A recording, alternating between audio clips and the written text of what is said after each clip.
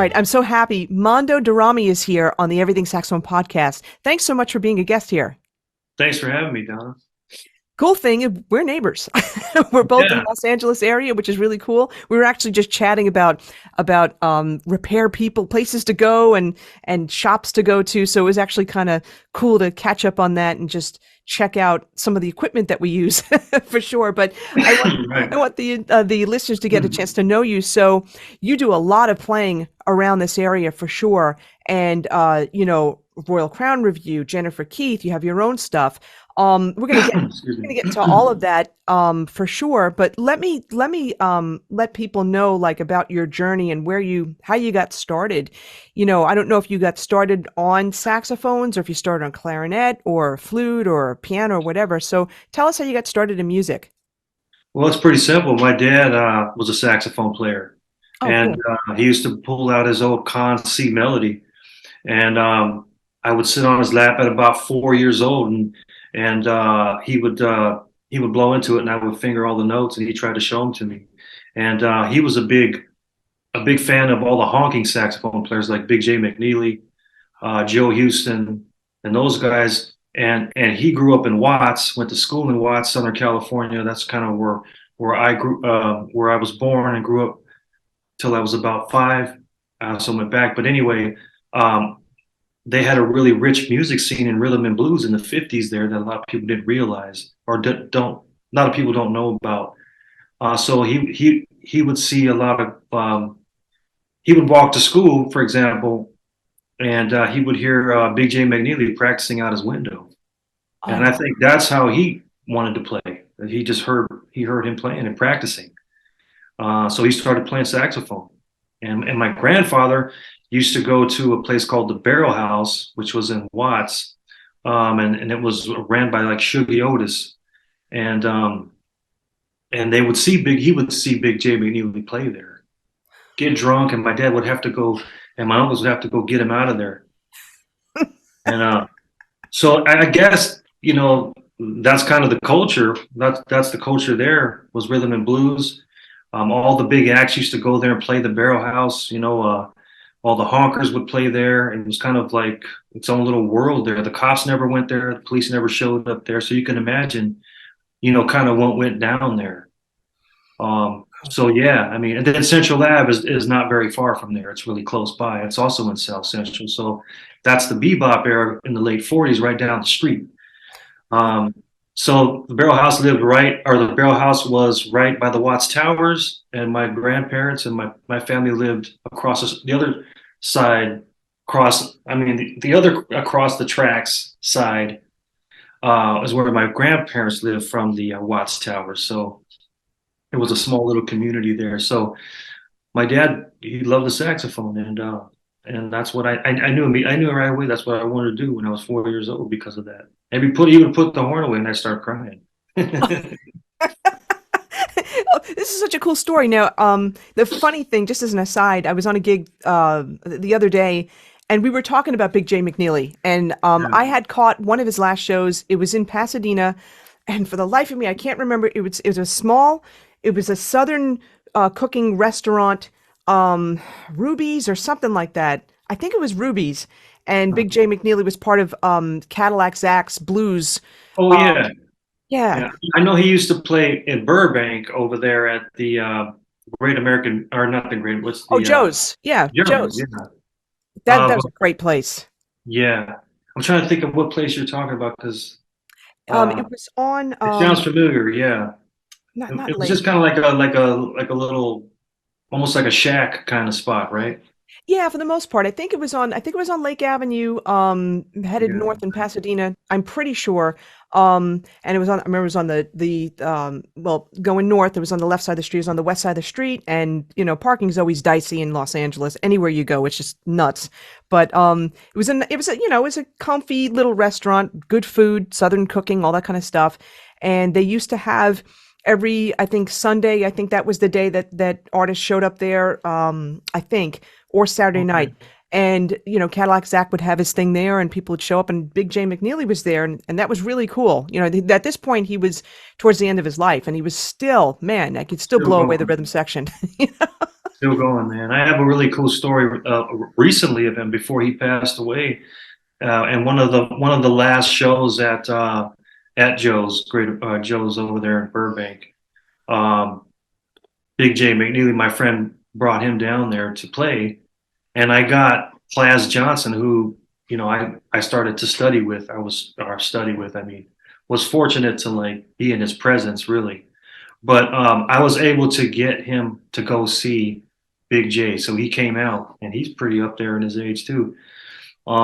And he told me that everyone learned from Big J. He did.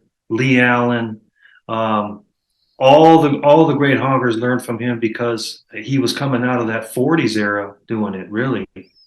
So he's according to Plas Johnson, Big J taught all the sax guys. I mean, Illinois Jacquet probably really did, but True. pretty much after that, Big J was the guy who was like on his back doing rock and roll to an extreme as we know it. But it was really cool to be able. I have a picture with both of them to see them both out like that. And they were, I mean, pretty up there in age, and then not too far from, not much longer after that, Big J passed away.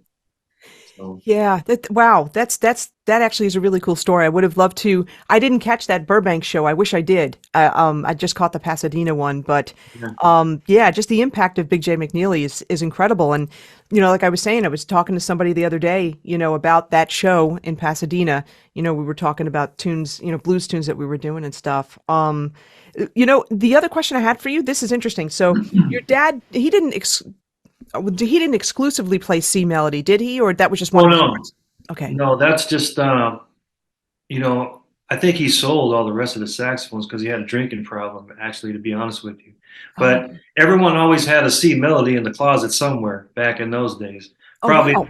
Probably still now someone has a C melody somewhere. So that's all he had left, and he brought it out. But yeah, he wasn't very serious. He didn't become very serious playing. He was a working man. So I think he passed it on to me, and I think he lived through me, and that was what he wanted. That was good for him. So That's cool. I was always happy to always see him around. He always supported me. He still does. So yeah, but he was never really serious. I took it more serious. That's cool. Do you still have that C melody? I do. Yeah. In the closet? No, sorry. Actually, it's in the garage. Okay. That's awesome. Well, okay, so your dad, you were inspired by him. You were playing when you were 4, fingering and all that kind of stuff. Well, I was Um, figuring at least. that's right. What was it like? So in the schools, did you have, good teachers and when did you start studying, if at all, with private teachers, if it was during, like the junior high school years and stuff? Probably around junior high school. Actually, yeah, that would be junior high school. I studied with a guy by the name of Milton Hall, and he passed away a long time ago. I took private lessons from him, and then my uncle was a guitar player, and he was also around in the Watts big band days, Wow. and he used to participate in a lot of the big band jam sessions, and he used to win a lot of them. He was a really good guitar player. He was best friends with my dad. They were in like the army band together. But I learned theory from him, yeah, as a guitar player. So he was teaching me theory when I was in junior high school. Uh, so I studied from him. And I pretty much, I would say I learned most of what I know from listening to records. Just listening to music, growing up with records. My dad was a really big blues guy, and he was a jazz guy too, but he was really a blues guy. And and that's probably why I consider myself a blues player more than anything. And there it was just always around the house. So I was always listening to this music, rhythm and blues, music from the '50s, music from the '60s. I was also into like doo-wop and a lot of soul music, just all kinds of great music, you know. Um, I And can I but can my hear that dad you're didn't like playing. Elvis. I'm There sorry, what wasn't you? any Elvis played in my house. I didn't learn about Elvis till later. Oh, got it. Okay, okay. Yeah, no, I All could first black of all. music, basically. We played a lot of black music, a lot of black rhythm and blues, the history of rhythm and blues. I mean, it's pretty much a lot of black music. And so that's what we listened to. My dad loved it. And growing up in Watts, he was surrounded by that music. He loved it. And that was his culture. And it just pretty much, it was mine too. I can definitely hear, that the blues influence, the big sound that you have. I can absolutely hear that for sure. And I can hear the influence of Jay McNeely and that kind of sound as well. Which we'll definitely get to. And what's interesting, you're saying that most of your learning was through records and stuff. So listen to Yeah. blues. What do you remember, like the first blues players that you listened to? Saxophone? Oh yeah. It was well, one of the first songs I ever learned was a song called Honky Tonk. Oh, I love It this was song. Bill Doggett. So Clifford Scott and Percy France was I was trying to play like those guys because uh, I thought that Percy France had the most beautiful tone, and then I found out later he had a hard rubber mouthpiece, and I thought that's weird. I didn't know you can do that. Excuse me. So I was listening to those guys, just trying to emulate their sound forever. They were very bluesy, but they also played pretty too. And like a lot of the doo-wop music, I liked a lot of the doo-wop music, and that was a lot of rhythm and blues too. And when those guys would take solos, those solos were really pretty, and I couldn't understand why they were so pretty. They were unlike a lot of the honkers. They were just honking, 1-4-5 blues and stuff.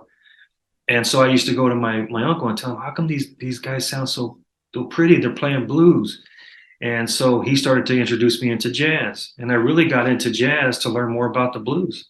I wanted to learn more about how to expand on the blues. You know, have more options there and figure out. And I realized that all those guys on those records were all jazz players that were walking the bar at first, and they would go to these sessions and they would bring out all these blues tunes or bring out all these blues chops, and then they would go and play jazz, and they were jazz guys. And so I started to learn about you know different chords and 2/5s and different scales, and because I thought the blues scale was all you needed to know. and and so I just started to get into jazz, to try to learn more. And that's That's pretty much how it went for me for a long time. That's cool. You said something really interesting. You said you got into jazz to learn blues, and Yeah. the Well, and because jazz is based off of blues. yeah, As I'm sure you know. I mean, uh, it's just an extension of the blues, just what jazz is. yeah, for sure. And I think for some people that like to play blues, but don't want to learn jazz, I think you're giving them some inspiration by what you're saying. Yeah, there's a lot. I mean, there's a lot more to it. You can't be afraid of it. And half of the stuff I think, I think a large part of the stuff that a lot of people probably like about certain things, in the when we're talking about blues, is the jazz influence. They don't realize it. So yeah, I think it's an interesting thing too. And it was very interesting to me when I was just starting out, and just to learn how I can play other chords within the blues form was mind blowing to me. It took me into, like, I mean, I just had all these ideas from it. I didn't have to just play 1-4-5. I mean, I could put a diminish in there. I mean, I can add a 2/5. I can add this little progression, and I started learning about different blues progressions, um, based off of the blues, or different jazz progressions in the 12 bar blues you know progression. And yeah, that's when I realized that's what gives a lot of people their style. A lot of great players, Wes Montgomery, or you just name anybody, and they have this style. It's because of that. So I always got to try to encourage people to always play the blues too. Hopefully, you have the blues in your playing, but it's also important to try to learn some jazz in there too, not be afraid of it. I Yeah. think jazz gets a bad rap sometimes, it's like the four-letter word. There's a lot in there. A lot in there to take from it. Um, let me ask you something. Who were the first jazz saxophone players that you listened to that you were influenced by? Big Jay McNeely, Joe Houston. This is when I really first started playing. Right. Because now it's everybody, but at Yeah. those times it was Big J, Joe Houston, and Jerry Mulligan, ironically, because my dad had a lot of Jerry Mulligan records for some Oh, reason. And then shortly after that, I got into Sam Butera and Illinois Jacquet, I would say, Gene Ammons, yeah. um, Dexter Gordon, Sonny Rollins. By the time I was about 18 or 19 years old, I was listening to Sonny Rollins, Dexter Gordon, and John Coltrane like exclusively. That's all I was listening to. Got it. Okay. Um, and then I started kind of going back a little bit and going and listening to Gene Ammons and Willis Jackson, of course, is one of my big heroes, and Sam Butera. I started listening to those guys a lot. Um,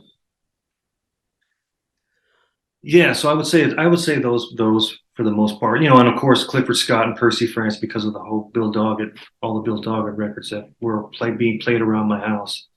Um, And yeah, so with that, the influences and all that kind of stuff that you had, were you said you were influenced by the records that you listened to. Were you transcribing? Like, when did you start transcribing solos and stuff like that? Was it almost right away, or? yeah, actually, my dad got me a Sonny Rollins transcription book, and I didn't even know what to do with it because Yeah. I was reading in school, but I wasn't that great at it yet, and so I couldn't read it, and then I started to get the records, and I started finding out that book was written about solos that he did, and I started learning about transcriptions based off of the Sonny Rollins transcription book that my dad got. I didn't really, he gave it to me, and I just put it away. I didn't know what to do with it. Mm. And then came back later, and yeah, then I started learning about transcribing solos. Then, so I had probably started doing that probably when I was about maybe 19 or 20. I started looking at transcriptions. Did you before that? Were you were just doing stuff by ear though? I would think. Oh yeah, Yeah. Okay. I Yeah. hear and just trying to learn the language. Just Yeah. by the records. I mean, that's the whole thing. Learning the language. I think what I still do the most today is listening to records, listening to people's ideas, so I can remember them. I think we're like I mean, you're like your mind is like a sponge. So I think the interesting thing is even just listening to them. I somehow believe that they get stored back there, and then all of a sudden one day they just pop out, and there they are. And then you're like, where did that come from? Well, you actually heard it before.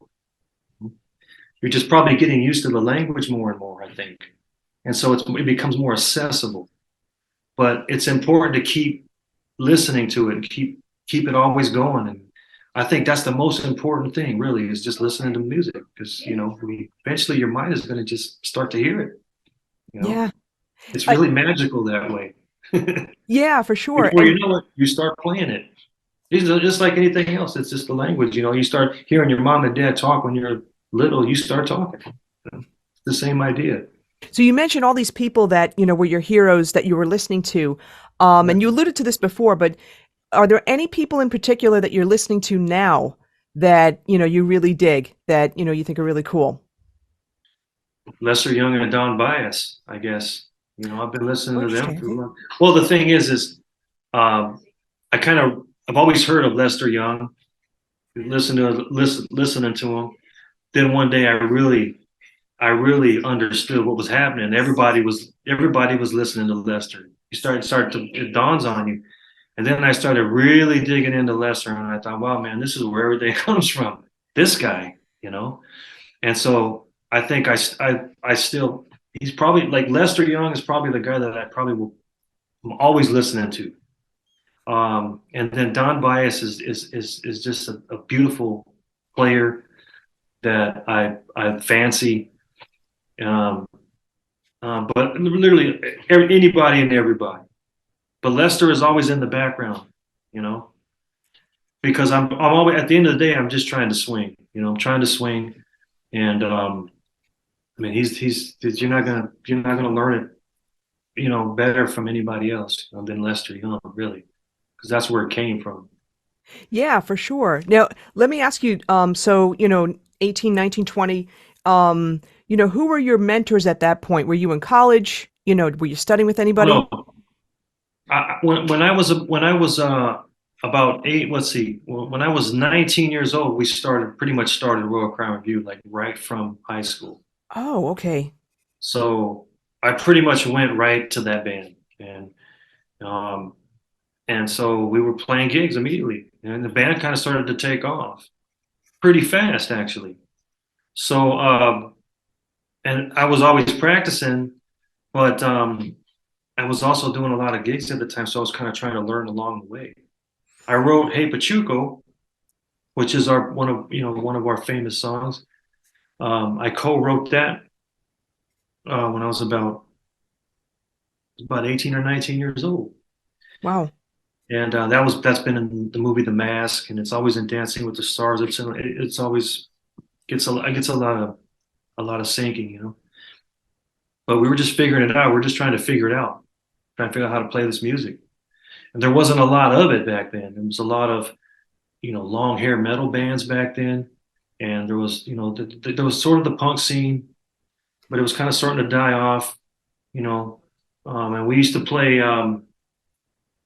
this place called the King, and it was on Sixth and La Brea. It was a Chinese restaurant Huh. uh, back in Los Angeles, and we used to play there, and you had kids there dressing up and all, like you had punks there, you had kids dressing up in suits there, you had ska kids there. I Oh, mean, you had this mix of everybody, anything you wanted to be, and I think that had that whole feeling that I realize now was that whole retro, the beginnings of the retro scene, mm. you know, and and there was no such thing as sorry, that's my dog. My dog hates the mailman. He's just a little chihuahua. But yeah, there was no like rockabilly people or swing people or rock steady people. It was just like if you were into old music, everybody just was cool with everybody, and everybody just played along in the same sandbox, if you will. Wow. Didn't matter what you were. I mean, it was kind of punk rock actually. Maybe that was the still the punk rock spirit, I guess. Hmm. So it was a very interesting time, and that was like, for me at least, that was '89. Yeah. Uh, the band started in '89, so probably '88. I remember going there in '88. There was already bands playing. Everyone was kind of experimenting. There was blues, of course, there always. There was some rockabilly there, and then we were kind of trying to do this swing thing, and we were trying to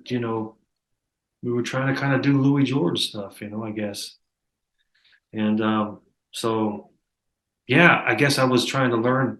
I was always just trying to learn. I still am trying to learn. I mean, you're always a student at this, but I was just trying to learn how to play. Actually, to be honest with you. That's cool. And it seems I'm not originally from Los Angeles. I'm Yeah. from New York, but Mm. it seems like there were just so many more places to play, you know, Yeah. back then. Yeah. There were. There certainly were. More so than now, I would say. Oh yeah, for sure. I mean, we were talking beforehand about Joe's in Burbank. What a great, I love that place. It was like home away from home. I played there a number of times, but it Oh was sad yeah. that the pandemic closed that place down. It's a Um, shame. Such a yeah, shame. yeah, because all types of music were there. Yeah. All types. Yeah. Kind of like the King in a weird way. That's what kind of guess Mm. that's a good way to try to explain it. There was like that. It was like all kinds of different music there, old music, different kinds of old music was there, you know. Yeah, now let me ask you something. So, Royal Crown Revue started around 1989-ish or so. How did y'all meet? Well, I met the lead singer. His name was Eddie Nichols, through a tattoo artist who used to tattoo my dad, and he was out in. He used to work at the Long Beach Pike, but he moved to Hollywood, and Eddie Nichols was apprenticing there at the tattoo shop, and he was talking about getting a band together, Huh. and that he wanted a saxophone player. And Mark Mahoney, the tattoo artist there, said, you gotta meet this kid Mando. That I tattoo his dad, and he's been playing saxophone, and I think you guys, I think it would be cool in his the way he says. I think you guys would be really cool if you guys hooked up and met. So yeah, we did. We got together, and we were like soul brothers immediately. Wow. And at the same time, there was the Stern brothers, who they were from a punk band called Youth Brigade, and they were already kind of coming from the punk scene, and so there was this kind of, you know, we just kind of loosely got together. There's another guy named Russell Scott who still is on the scene now. Who's a bass player, and he was actually playing bass with us in the very beginning there. Um, so he was a rockabilly bass player, still is. And yeah, we kind of fell together, I guess, you know. But we all kind of met in Hollywood area, Venice. I was living in Watts at the time, so I was the one making the trek. Okay. I met those guys for the first time, and when I was still in high school, and I said, these guys are weird, man. I don't know what these dudes are about. But then I started thinking about it, and my dad would take me around to all these. My dad would take me around to all these bars in the mid cities of like Southgate, Huntington Park, Downey, Paramount, and he would have me sit in. Whoa. When I was about 15 years old. When I was 15 years old, I actually sat in with Big Jay McNeely in Whittier once. Wow. And my dad had this kind of really, he was very intimidating. This kind of like Mexican guy. He was really fit, and he had a bunch of tattoos on him, and he was a biker. And so he would go into these clubs, and he would say, "Hey, I got this kid in the car. I think he's pretty good. You should have him sit in your band." Wow. And guys on the bandstand, I think they just had a hard time telling him no. So he would have me in the car putting my horn together. I was underage, and then he'd come out and he'd go, "Okay, let's go. We're going to get you in here to play with this band." And so I would run past the guard, and get right on the stage before anybody could tell. They're like, "Who's this kid on the stage?" And then I'd start playing. I'd play honky tonk. Um, and before you know it, I was staying, and the owners would, "Hey, does your kid want a beer?" No. It's like, "Oh, he's only 15 years old." And so I would be playing. That's how I learned a lot. I started playing with these guys, and I played with Big J that way. I knew all the songs, so I would go over there. It's like, well, I was just a little kid just playing Big J Shuffle and all these songs, and I knew them all because that's what I did. And so I got to play with those guys um, when I was younger. So I'm not sure where I was going with that. What were we talking about? We were talking Uh, about, first of all, that's a great story. We were talking about how Royal Crown Revue started, and we were talking about the scene and, all these places that, were back then, and how it was a mishmash of, a certain sense of yeah. mishmash of styles and stuff. Right, and in those days, there was a lot of bands like that. There was still a lot of guys around. There was still a lot of old jazz guys still around trying to play, and at times they would find themselves at these small bars all over, like these just normal mid cities of LA. People didn't even really know who they were. They would be playing a small bar, and where anybody can walk in there. Half the people would probably ask, "Who's that?" Oh, Yeah. well, you know, that's Johnny Guitar Watson right there. I remember I walked into one band. My dad brought me into this one place to go play uh, at this bar in it was like Hollydale or something. And it was all the guys from Canned Heat were sitting in there playing. in this bar, and I sat in with him. It's like, Wow. can you imagine that now? It's like it's just that it was still everywhere. There was still all these musicians that wanted to play music. So, and you're in LA. I mean, obviously, you know a lot of them weren't able to play in Hollywood or wherever. So you'd find them in Southgate or Downey or Whittier, East LA. So I was grateful for that. I was always grateful for my dad for bringing me around to those places because I was able to learn a lot by playing with a lot of those cats. Your dad had a huge influence when you think about it, just from getting you like inspired in the first place, and now, getting you into to sit in with these bands and bringing you around and having you hear, you know, all these people. I think that's really, really awesome. Oh yeah, I feel so lucky. I feel fortunate, um, because he thought it was important and he loved it. And I mean, I learned so much from it. I can. It's just it's. I mean, I can't. I'm still realizing what I've learned from that. You know. Mm, And I was able to play with some of these guys that are obviously no longer around anymore. So I mean, yeah, it's a cool thing. something to treasure for sure. Yeah, Now, you mentioned that you studied with Plas Johnson. Can you talk about that?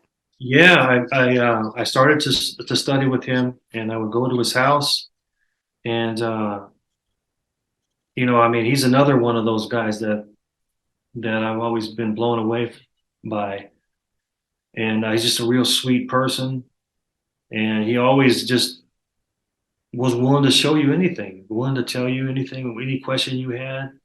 He was really big on like he was big on patterns and trying to like get around chord changes, and he loved playing with Jamie Amersall records. So he would give me a bunch of ideas to play, and then he'd say, okay, now let's jam, and then he would put on some Jamie Amersall, and we just start playing together, and he would tell me, well, that's pretty cool, actually your sound is okay, or maybe you should try this. And then he also tried to. He was really good because he was an avid flute player. He was really good at showing me other ways to finger the saxophone for to get around the horn faster, get around the horn better. Mm, He was really good at that, not lifting up all the fingers and like really kind of like thinking like a flute player. That was I think what was really interesting about what he always had to offer. So I learned a lot. I learned a lot of that from him.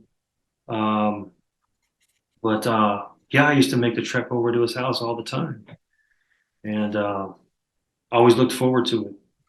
As a matter of fact, I've been trying to get a hold of him. I don't even know what state he's in right now, like the state of his condition right now. mm. He was pretty old back then, and my numbers don't work. I'm thinking of, maybe trying to drive over to his house, see if he's even still there. No one seems to know. Wow.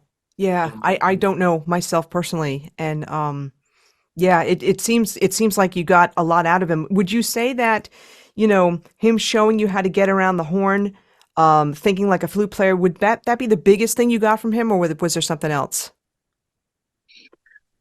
Um, that was one of the, I think that was one of the big things, I think. But honestly, just being in his presence Mm, and learning how he approached things, and just checking out his whole demeanor behind it all, and his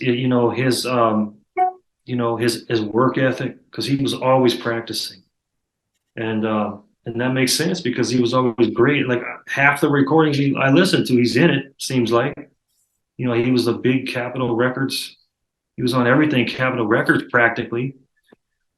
He was actually, he was very successful. He had a very nice house up there in the Hollywood Hills. Very nice house. I mean, he did really well for himself because of how talented he was and all the stuff he's done. So I think too, like learning from somebody like that, I mean, he was like one of the ultimate doublers and session players, you know, and his sound was so unique. You know, the whole Pink Panther thing. Um, I know he played. I think what the interesting thing was to me is he played like a he played a Berg Larson that was like that big opening. It was like Oh, huge. 130 I mean, it was probably it was just big, Wow. big, and he would play like a 1.5 read on that, or Oh my maybe like gosh. 1.5, I think, or a 2 maybe. Okay. Yeah, Wow. and he got all that, but he got all that flexibility, you know, Yeah. and his pitch was incredible, you know, with all that flexibility, it was amazing, man. Like, I couldn't do that. Do you guys ever talk, equipment and stuff like that? Did he ever have you change your Oh equipment? yeah, yeah. He's just like us. He wants to talk about equipment all the time, and it's like, and that's when you realize in anything anything and everything that he played. I brought him a Berg Larson over there that he liked, and he always sounded the same. We sounded like beautiful Plas Johnson. Didn't matter because I mean, he's got that sound. He's gonna no matter what you put in front of him, he's gonna get that sound. He's just gonna make the adjustments and get that sound. But he still was experimenting, until the last I remember. Looking at it. If you brought a mouthpiece over there, say, hey, I think this would be cool. Check it out. He take the stuff apart, put a reed on it, and start playing it. Where Sam Butera, on the other hand, he was done with his mouthpiece since the '60s. He had a Berg Larson, about a 115 over 2. He's been playing that from the day he died till like the '60s. He's been playing that same mouthpiece. If you try to talk to him about other mouthpieces, he don't want to hear all that. He doesn't want to hear anything about that. You don't need to be doing all that. Just get a good one and be done with it. Yeah. He didn't mess around with other mouthpieces, as far as I know. He had the same one. It was a old duckbill one that he'd been playing for forever. So that's the two. That's the two different schools there. The two extremes for sure. That Strange. Well, I mean, but Sam did play big openings too, for that matter. He played a big opening. I mean, because he played like a one. He played like a one. I know this is sax talk, but that's what we're here for. Yeah, that's He right. played like a 115 over 2, and he played like a number 4 reed, or it was a Oh, 115 or 120 with a number 4 reed. So there you go. wow. Now and Yeah, that's the opposite when you think about it. A lot of people that have bigger tip openings, they'll play softer strength reeds, so yeah, they're more right. flexible. But there are people, and someone that I took Uh-huh. lessons from, he would play 4 strength reeds, you know? Yeah, that was Sam Butera. I mean, and that's a 115, 120 Berg Larson is not a small opening. No. So that's just what they do. Yeah, for sure, for sure. So all these influences from all these people, was there anyone else that, that you've come across, whether it was listening or, or jamming with or whatever, that had, a big impact on your life? Yeah, I would say Sonny Rollins' very first record, "Sonny and the Stars." It was his first record, and it was like around 1949 or 50, I think 50. What's his first record that under his name? Um, that's when I was trying to grab all those licks because they were pretty easy to hear. They were easier to hear, easier to understand because it's really early bebop, and you can kind of pick the notes apart, and it's just like a lot of eighth notes, and that was all. A lot of that was in the book that my dad gave me too. So those transcriptions were in there. So I would definitely say that, yeah, man. I mean that that record was very instrumental for me. You know, aside from the rhythm and blues guys, as far as like starting to peep into jazz, that first Sonny Rollins record was Bible to me. That's cool. That's awesome. And before we get into the topic of like writing and stuff like that, one question I should have asked right before this was your equipment. What do you use? Oh, well, for the longest time, I played a 5-digit Mark 6. Yeah, I still have it, but I guess for the last 10, 15 years I've been playing cons. I played a right now for the last couple of years I've been playing this Con Berry New Wonder 2, and it's nickel plated, and I mean, before that, I was playing a 10M for, I don't know, for years, for 8, 10 years or something. And then I started to play the con just in the last year or two. And I don't think I'm going back. It's just been, it feels like it's meant for me. Mm. I get along really good with it. And it's a lot different than the 10M, surprisingly to me.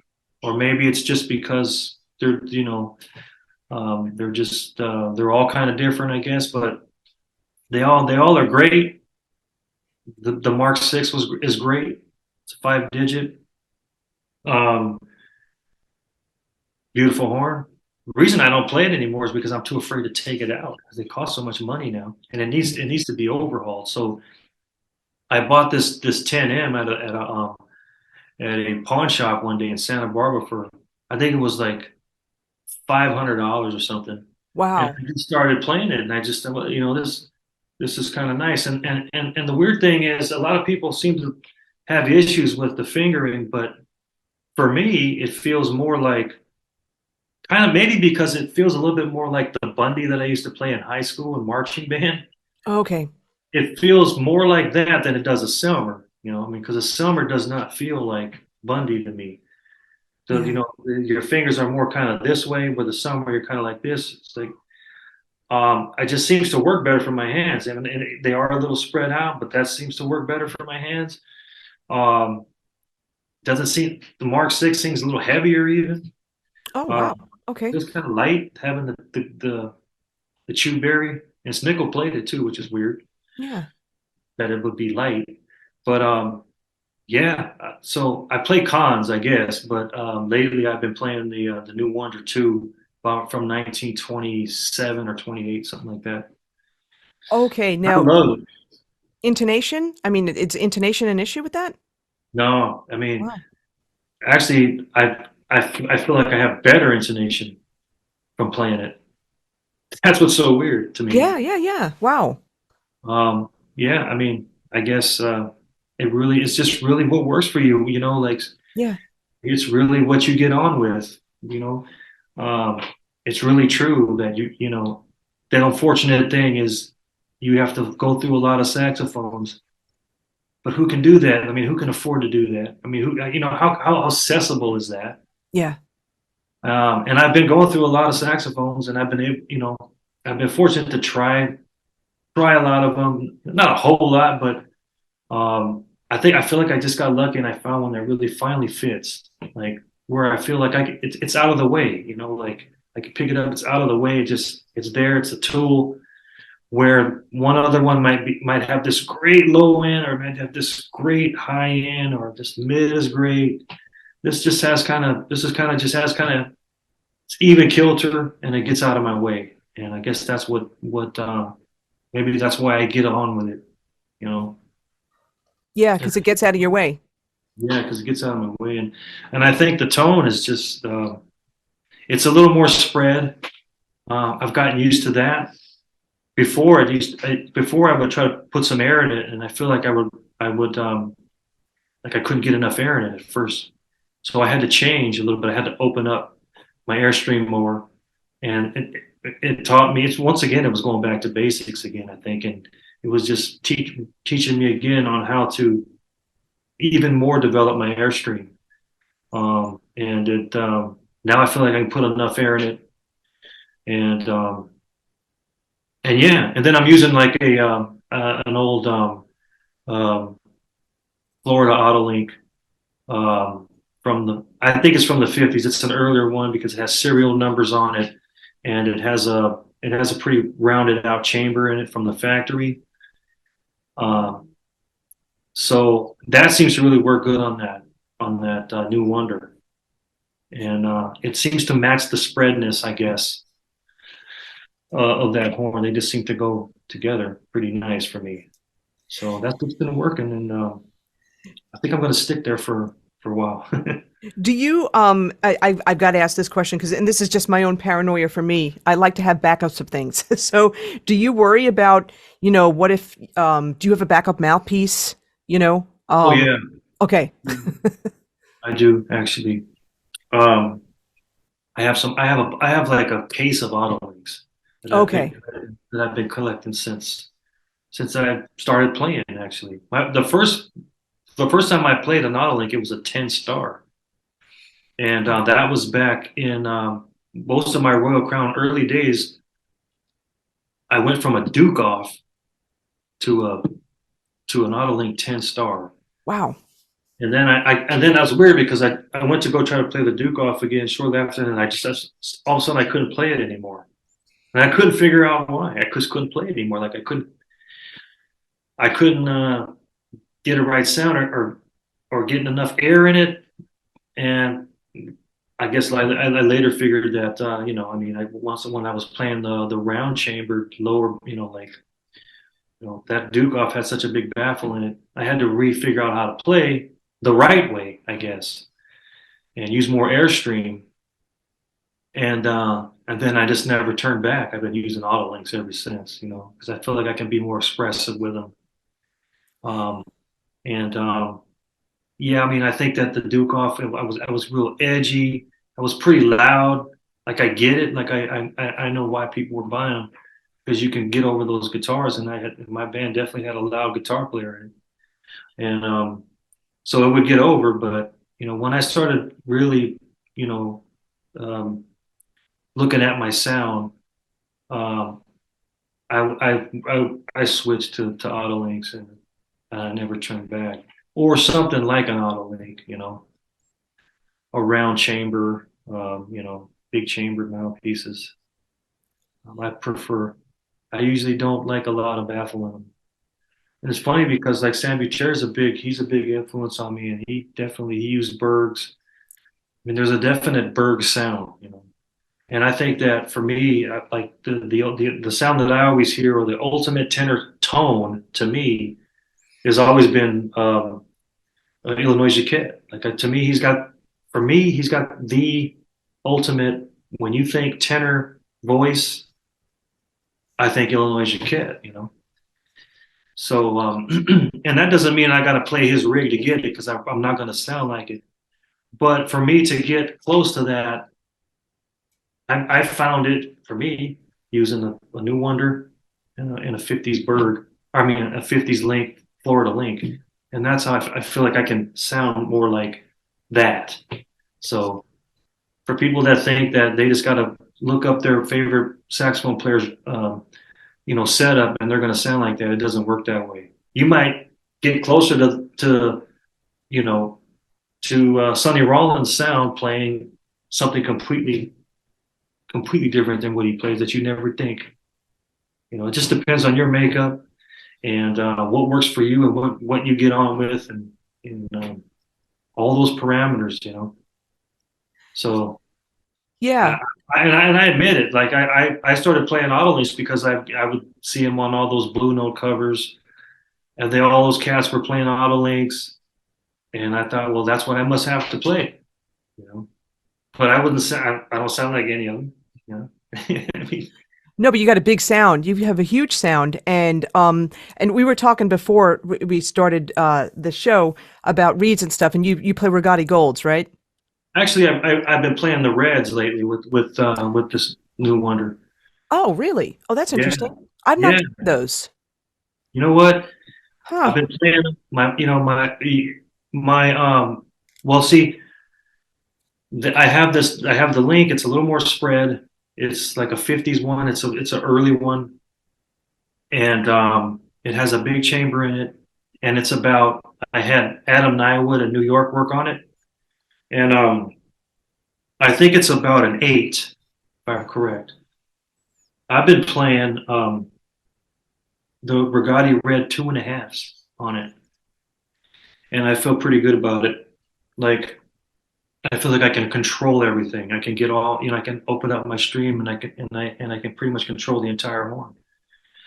If I start to go, I used to play the golds and I used to play the wild ones too. And sometimes I do still. I will still play them every once in a while. Like if I really need a loud gig, I might play a gold Rigati, but they are brighter. I think those red ones are kind of nice because they kind of cut a little bit of that edge off the top. And in my sound, I feel like I have a lot of edge, so I can probably use something a little more mellower. And those reds have been working out for me for that reason. So I That's cool. think I'm And endorsed by him. I wish I was. yeah, yeah, no, for sure. And we were talking. So you're able to get those from Long Beach Woodwinds? Yeah, I've been That's getting interesting. I always see the golds there. I never even thought to look for the reds. I never tried the reds actually. yeah, I've only been playing those like in the last year, and Interesting. maybe not even a year. I've been playing maybe in the last 8 months, 8 months. I've been playing them, and I haven't gone to the gold ones anymore. When I have, they just seemed a little bright, a little too bright, you know. So No, yeah, and here's the thing, and the stuff that I've heard you play, yeah, you have a huge, huge sound. So, you know what I wanted to ask you? You talked about, working on your airstream and all that kind of thing. Can you share like maybe one tip or one, you know, type of breathing exercise or something that you do to get that huge sound? yeah, I mean, you just don't have to work hard for it. You shouldn't be working too hard for it. You know, it should be real easy. You should be able to just lay that mouthpiece in your mouth, let it just rest there, and just play through it with little effort. Um, if you're working too hard, it's probably wrong. You need to go down in reed size or go down, in strength size or go down in opening, but get it to where it's real comfortable. Don't worry about if you can't get overtones or you can't get the high register yet. You'll figure that out because you'll make adjustments. Make sure you can get the low notes, make sure they come out nice and easy. Make sure you can, because if you're relaxed, you can open up your airstream and everything has to be really relaxed. It's just like anything else, I mean, you're always going to be your best when you're relaxed. And it's no different in playing a wind instrument. You have to be very relaxed. You shouldn't be working too hard or straining or pushing too hard. You know, it should be easy. And if it ain't, make it easy and then go from there. Because then what's going to happen is, I mean, even if you got to go down to a 2.5 or 2 or whatever, uh, make it a challenge to figure out how to make that 2.5 work and see what it does for you. You're going to find out a lot of things. You're going to learn a lot of things. I think people need to stop worrying about playing a big strengths or, I mean, big reeds or big mouthpieces. It's not always about that. It's more about being relaxed and comfortable so that you can do whatever you need to do and not have to worry about, being uncomfortable. It should be real easy so that you can create your tone and your tone will come out. If you're hearing it, it's going to come out. But if you put all these, roadblocks by, playing too big of an opening or too stiff of a reed because you're trying to sound loud or whatever, or you think you have to, or you think maybe the pros do it and you have to. I mean, I can tell you there's pros out there that play 2 reeds, 1.5 reeds, you know. Uh, and they'll even play it on a soft. I mean, there's guys that can play like a 5 opening with like a 2.5 reed, and they could sound big, but they know how to control their airstream. So yeah, you should be able to open it up. You should be thinking um, visualizing a big airstream coming out and getting all that air into that horn as much as you can. And think about the back of the room, and it'll all come into play. You just got to trust the process, I think. But for some of us, it does. I mean, I'm still learning about it, and I feel like I have a better handle on it now. And it was really just going back to the basics and just trying to figure out what worked. I played a 7 auto link for a while on the same pretense, and then it got to the point where I started to feel really good about it, and then I felt like I actually needed more opening. Well, then but I worked a lot on it. I tried to make it work, and then that's what brought me to my 8, and now it feels right. But doesn't have to be an 8. It could be a 7. It could be a 6. It could be anything. You just have to be willing to try it and think about the airstream first, and don't think about reed strengths or reed or mouthpiece openings too much. Just think about how you can get the big airstream out and how you can do it with as little effort as possible. Those low notes should be easy to get for the most part. You will have to work at them a little bit, but they shouldn't be too hard. You should be able to go right down there so that you can subtone them when you want, or you can make them bark when you want. It's not going to close up. And then you should be able to hit the high notes too. You just got to learn, how to do it. But you will figure it out, That's So that's cool. what I have to offer. No, that's awesome. Those are some great tips for sure, and it also busted a lot of myths. A lot of myths that you have to have the strongest strength reed and the largest tip opening. It's not that. Everybody's different. The inside of everybody's mouth is different. And like I know Derek Brown went down to a 5. Yeah, sure. Jody Jazz, I think it's a DV 5. And it's Wow. also because he's doing a lot of different types of sound effects as well. And, it's taking tremendous amount of air. But Yeah, I mean, he's got a huge sound, so everybody's yeah, different. absolutely. Yeah. And I think too, like, I think it comes from, really needing to get over a loud band. And I think now people are, there's PAs now that do that. You can get mic'd and, you'll get some amplification. You don't have to always cut over over the band, but you can get loud too. Like if you learn and you really learn how to work with your airstream and really, put a lot of work into it, you'll be able to play loud too. You'll be able to get over a band. You'll be surprised. Yeah, for sure, for sure. All right, so now I'm gonna go in another direction because you had said before, and first of all, The Mask is one of my all-time favorite movies. I love that movie. I've watched it so many times. But so you wrote Hey Pachuco. How did you get it how did you get it considered for being in The Mask? Well, first of all, I co-wrote the song with the singer and the guitar player, Okay. and what happened was it was on Warner Brothers. We were on Warner Brothers at the time. Okay. So naturally, it got picked up from I guess being on the label, people hearing it. Um, the Mask, I guess the Mask wanted in their movie in the movie, and that was a really big time for swing music. Yeah. Um, Back in those mid '90s there. We Yeah. used to play the Brown Derby uh, over there in it's now a Chase Bank, unfortunately, but over in Los Feliz, we used to play the Brown Derby. Well, I guess it was called the Brown Derby. We called it the Derby, and we used to have a line all around the block every Wednesday to see that Oh, band. So it was kind of a phenomenon, man, that was going on in the mid '90s, and that show was packed, and there was swing bands coming out of everywhere. mm, So it was kind of an underground culture that was going on, and I think Hollywood just couldn't ignore it. A lot of Hollywood people would go into the Derby a lot, and they would see us play. So naturally, I think I mean that was in a few other movies too. I think it was just the time, you know, uh, got in the movie because people saw the band and they loved the band, and then they even featured the band. I guess when Jim Carrey takes her to go see the band, yeah. um, you can see Royal Crown Revue on the tickets if you look close enough in the movie. That's right. Oh my God, that's right. Yeah. Yeah. And we're also, I mean, and we're also in the movie, which was cool too. So they really liked the band. That's what it was. That's cool. That's a huge break. And Yeah. what else have you written for?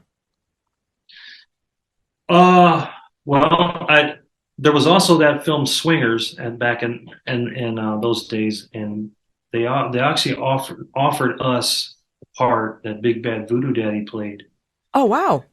and Warner Brothers didn't want us to do it. They didn't think it was the right movie for us for some reason. Oh, So they got, and it wasn't because they only had about, I think it was like 100,000 for all the budget for all the music budget or something. And then what happened was, Miramax picked it up, and then they got like $1 million budget, but it was by then too late. Ah, So what I actually did was I had a band called the Jazz Jury back in those days, and I actually did the soundtrack for it. You know, so all the interstitials and all the little things going on, it was actually my band, the Jazz Jury, that I did with a friend of mine, Justin Reinhardt. So I actually did that. It wasn't Royal Crown Revue though, but I did that. Um, and yeah, there was a few. I haven't done any. Let's see, what have I done lately? I haven't done it. I did have one. There's one song that I did with this guy Nick Waterhouse that I co-wrote with him. That's supposed to come out in a movie. I'll have to let you know. I just heard it got picked up. And it's supposed to come out in a movie, but I don't really know much about it other than I co-wrote the song with him. And I'll let you know when that comes out. But not a whole lot of music stuff lately. in terms of writing. Yeah, I've been doing a lot of playing more than Yeah, I know. writing. I see it all the time, you know, how busy you are. And, but you do have a solo album coming out, though. Yeah, how do you know that? I mean, I haven't really told much people that I'm Oh, you working have on it it. on one of your sites. Oh, I do? Yeah. Oh, well, see, I don't even visit that. I need to work on that. That's awesome. Yeah. Anyway, yeah, I am. I've been working on that for a long time, though, I have to admit. But yeah, I haven't had a solo record ever. I never put out a solo record. I've always been on other people's records Yeah. or Royal Crown stuff, of course. But so yeah, I figure I should. You know, I mean, everybody's doing it. Well, what in terms of that, because you're so busy, that's the whole thing. And I say that because I see, you know, I see in the papers and online and what, you know how busy you are and stuff. But what will you think will be on the solo album? Are you going to be writing stuff for that? Are you playing covers? What are you doing? No, I'm planning on doing an original record. Awesome. Yeah. So yeah, you know, I'm still playing it by ear and seeing what works. Maybe I might have some singers. You know, I work a lot with Jennifer Keith. Yeah. Obviously, I may have her on a track or two. I may have some of my friends that I work with a lot. Maybe I might have them come in, and I don't really know what the concept is yet. I think I'm gonna just keep writing the song and go from there and see, you know, what if I hear someone that I think might be great for it. Maybe I'll ask them. And but there will definitely be some instrumentals in there. I'm just trying to make them interesting. You know, I don't really want to do it. I just don't want to do a jazz record. Not that I have anything against that, but I just don't know if I have much to say, you know, in the jazz world. So I think that's been the trick for me is, well, you know, what can I want to make something interesting to me, and that's just been, that's been kind of the hard part to figure out for me. I know there'll be some rhythm and blues in it. You know, I'm big into the crime jazz music scene. You know, like a lot of the early crime jazz. I do a lot of burlesque stuff, so I like a lot of that. It might, I might go big on some things with the, big instrumentation. I also like the smaller instrumentation. Is just, I don't know. It's just so many things that sometimes it just stops me from progressing on it. To be Yeah, honest with you, it's a lot. It I'm can be not overwhelming. too much. Yeah, let me I just had a thought, you know, you mentioned like all the people that inspired you and stuff, maybe some kind of, you know, like a tribute album, but not necessarily a tribute to one person, you know, it could be tribute to Plas Johnson, a tribute Yeah. to Jay McNeely, a tribute to Sonny Rollins, you know what I mean? Yeah, actually, I wrote songs already that for certain saxophone players that have inspired me. I've already actually done that. I just haven't recorded them. Mm.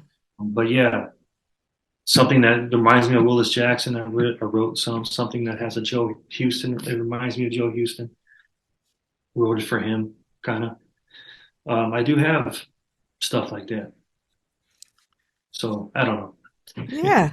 All right, well, cool. Well, let me I'm ask you. having fun playing with everybody else, to be honest with you, and trying to and learn. Like I love the whole learning aspect of it. I love playing in different situations. And I've been playing with this guy Carl Sonny Leland. He's a fantastic boogie woogie stride piano player, and it's been great playing with him because it makes me think differently. It's a whole different way of swinging.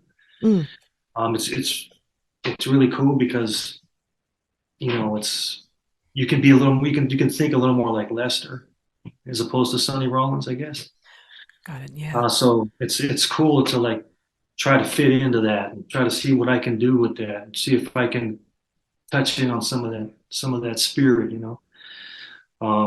And then I've been doing the bossa nova thing because I'm a huge fan of Stan Getz and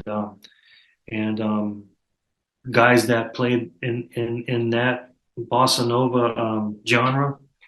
Joe Beam, I love that stuff. It's beautiful music. So I like that, and I've been able to play with that. I played with Mark Kelly. I played with this drummer by the name of Aaron Serfati, who teaches at USC. He's like the number one Brazilian drummer here in Los Angeles. He was in the group, so I got to really play with those rhythms. Mm. So uh, I like to put myself in different places and see if I can, because I love it all. I really do. I love all the music. I love all kinds of music. But that's probably my problem, though. I don't have one specific thing that I like. And if I did, maybe I'd be more successful. But I like all of it. There's so much of it that I like, and I just have a hard time. Just like when we were talking about with the blues, I got into jazz so that I can play more things in the blues. It's kind of similar, I guess, the way my mind is. Yeah, no, I don't. Well, I think you've been pretty successful. But what kind of upcoming projects then do you have with other people? Well, I've been working with Nick Waterhouse. I've been writing music with him. Of course, I've been, I work constantly with Jennifer Keith. Um, I've been working with Carl. I'm working with this guy, Tommy Harkenrider, if you know him, the Memphis Kings. I'm going to be doing a gig with him in Laguna Beach this weekend, actually, and that's more the jump rhythm and blues, Bill Doggett kind of thing that we get to play around with, which is really fun. Um, and I mean, I used to work with Bette Midler. I did 3 tours with her. Oh, right, right, right. Yeah. What was that like? It was another experience. It was a good experience. I mean, yeah, we did 3 tours. We did 2 states tours, and then we did one Australian tour. And yeah, I learned a lot from it. It was a hell of an experience. Um, it was a nice tour because she didn't work back to back shows. She would do a show, then day off, then show, day off, and she put us all up at the Ritz. So it was kind of like being on vacation. Yeah. It was just a nice tour to be on. And I wish every tour could be like that because you know it was kind of I mean, I wish it was the standard, but it isn't. And I was also, just fortunate to be able to be on a tour like that caliber where you're just ultimately taken care of um, and you're not even working hard. It's just like you're not even busting a sweat. By the time you start working, you got a day off. Then you're on the bus, and then you're on a hotel. So yeah, it yeah. was fun. It was fun. It was a lot of fun. And she's a great person to work with. She was very generous. Any cool stories from, that you remember from those tours? Uh, well, not really.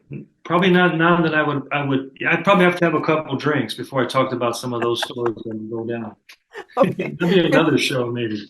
Yeah. And not that we're PG-13. I don't even know if that's a rating anymore. No, but it's all good. It's all good for Yeah. sure. Well, let me Yeah, we ask you, might have to get some clearance first. yeah, from the podcast gods and stuff. But Or before or the we, or the people involved in the stories. that's true. That's true. Well, listen, you've been so generous with your time, but before we go, where can people reach you on social media? On Instagram, my name is Sophisticated Cholo. Ah, Okay, so not too hard to forget. Somebody gave me that name.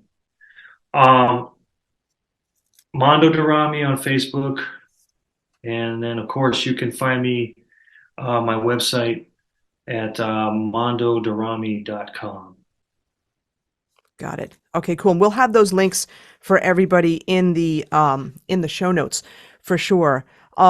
Listen, Mando, this was awesome. I loved all the stories and I love the the tips and the insights and stuff like that. I wanted to thank you so much for your time and for being a guest here. Of course, and thank you for having me. And it's been a pleasure, and I hope we can do it again.